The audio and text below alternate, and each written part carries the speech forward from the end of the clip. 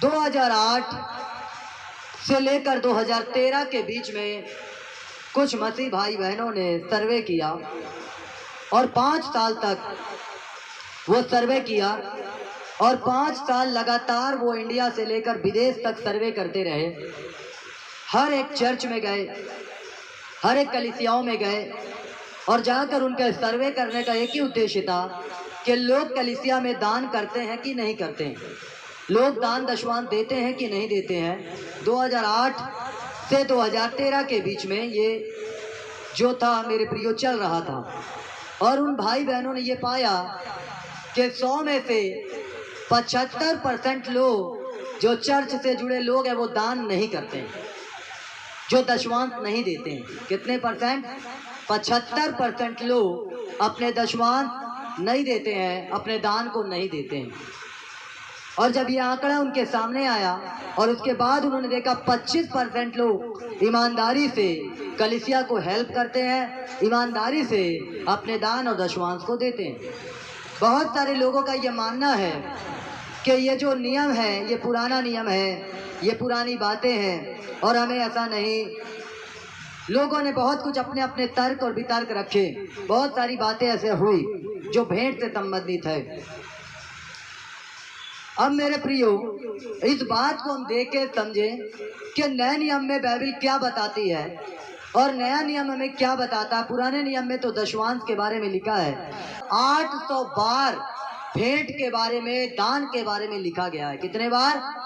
800 बार पूरे बाइबल में दान और भेंट के बारे में लिखा गया है। लेकिन परमेश्वर अपने लिए कुछ नहीं चाहता, वो कहता है कि जो कुछ है वो सब मेरा ही है। लेकिन परमेश्वर लोगों के मन को देखता है, परमेश्वर लोगों के दिल को देखता है कि ये लोग कहते हैं। परमेश्वर को किसी के धन की जरूरत नहीं है। जिसने पूरी दुनिया को बनाया उसको क्या पैसे की हो सकता है? पैसे से उसका क्या लेना देना है?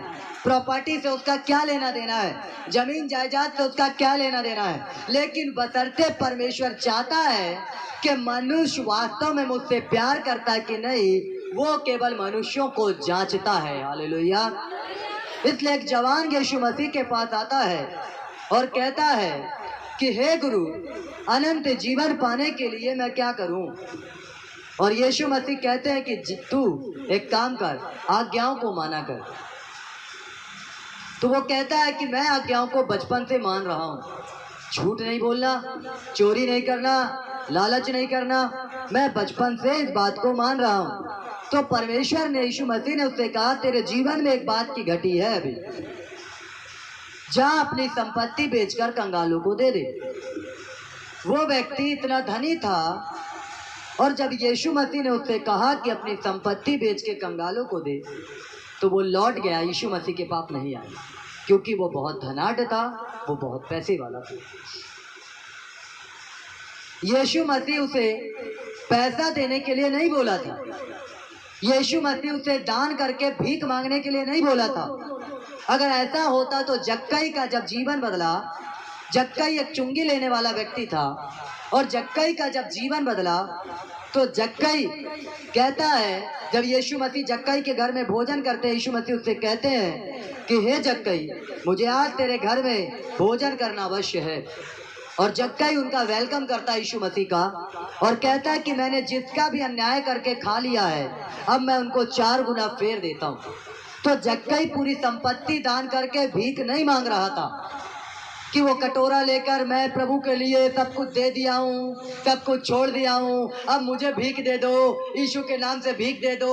नहीं हुआ ऐसा कुछ नहीं हुआ। जक्कई ने अपना 4 गुना जिसका भी अन्याय करके लिया था लौटा दिया, क्योंकि वो एक चुंगी लेने वाले। प्रियो, यीशु मसीह किसी को भिखारी नहीं बनाना चाहता।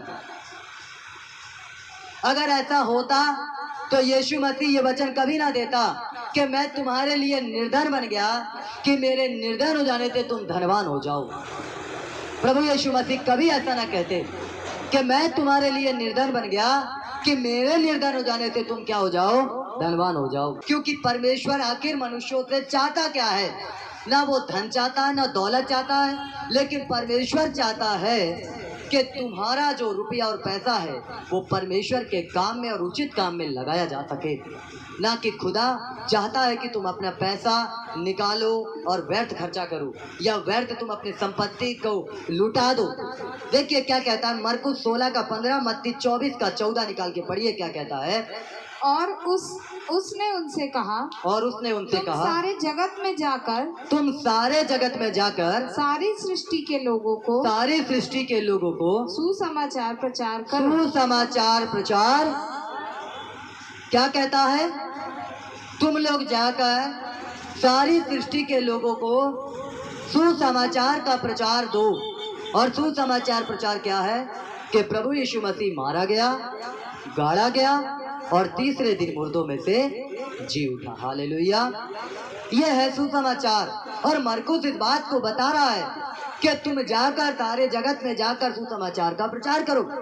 अब ये सवाल ये है कि हमें दान क्यों करना चाहिए, हम क्यों भेंट दें, हम क्यों चर्च को हेल्प करें, हम क्यों लोगों की मदद करें, हम काहे के लिए अपने दशमांश को दे, जैसे लोग बोलते हैं, क्यों हम हेल्प करें, है ना। ये तो पुराने नियम में, ये तो नए नियम में ऐसा कुछ भी नहीं है। लेकिन बाइबल क्या बताती है, परमेश्वर क्या बताता है, दिया करो तो तुम्हें भी दिया जाएगा।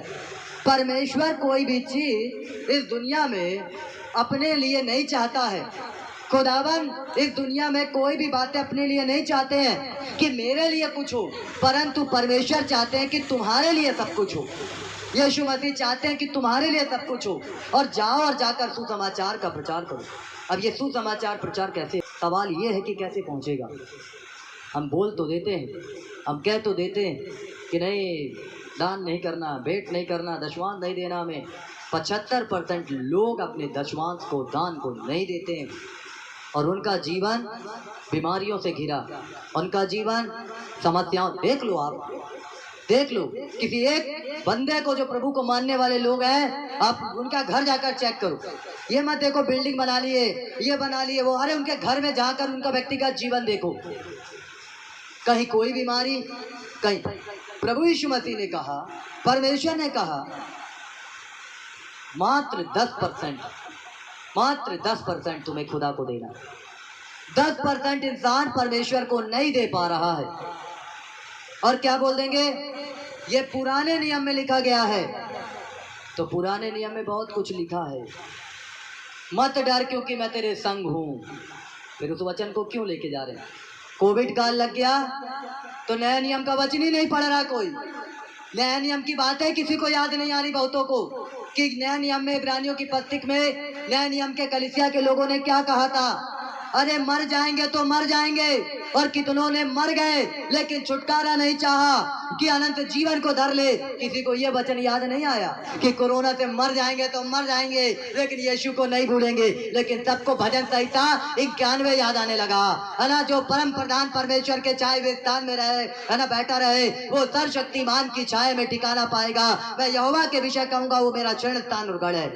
फिर क्यों याद आ गया, वो भी तो पुराने नियम में था ना, पुराने नियम में 91 में भजन संहिता पुराने नियम में है। जब मलाकी की पुस्तक का ये वचन आप फॉलो नहीं कर सकते कि दशमांश जो देना आप कहते 75% लोग नहीं देना है, तो फिर आप 91 कोविड काल में क्यों पढ़ रहे थे। आपको तो इब्रानियों की पुस्तक को पढ़ना चाहिए, जिसमें सच्चे बिलीवर्स लोगों ने कहा कि अगर मर जाए तो मर जाए, लेकिन हम छुटकारा नहीं चाहते जीवन से, हम चाहते कि अनंत जीवन हम प्राप्त करें। हालेलुया। तो किसी को याद नहीं आया फिर वो वचन, है ना। दो रंगी के लोग हैं दुनिया में, याद रखना मेरे प्रियो। दशमांश कितना इंपॉर्टेंट है, कितना महत्वपूर्ण है, ये जब तुम दोगे तब तुम्हें पता चलेगा। हालेलुया।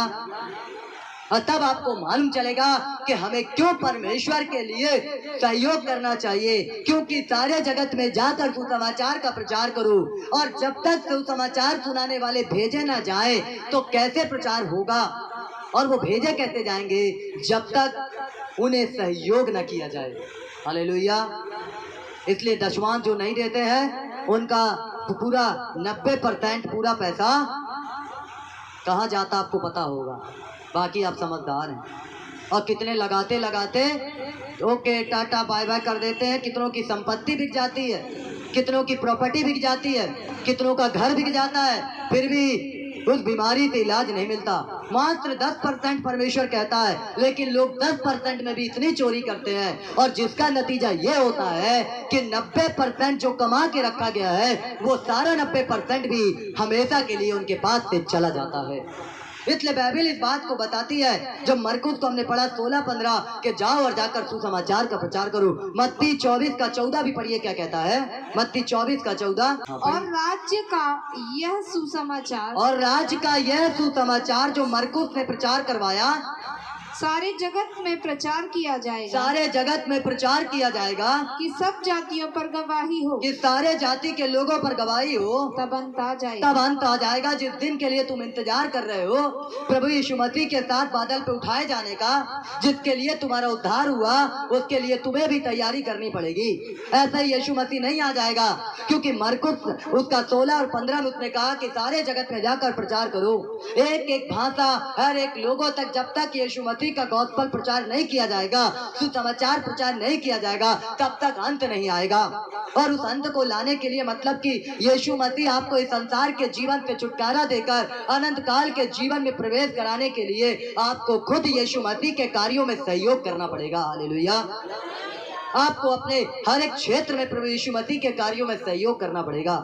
जब आप अपने सहयोग को, अपने बीज को परमेश्वर के लिए बोएंगे, तब परमेश्वर के राज्य के लिए जब आप खड़े होंगे, तब परमेश्वर आपके लिए खड़ा होकर कार्य करेगा। हालेलुया। ये रात परमेश्वर ने मुझसे कहा कि तू प्रचार कर इन विषयों को लेकर। हालेलुया।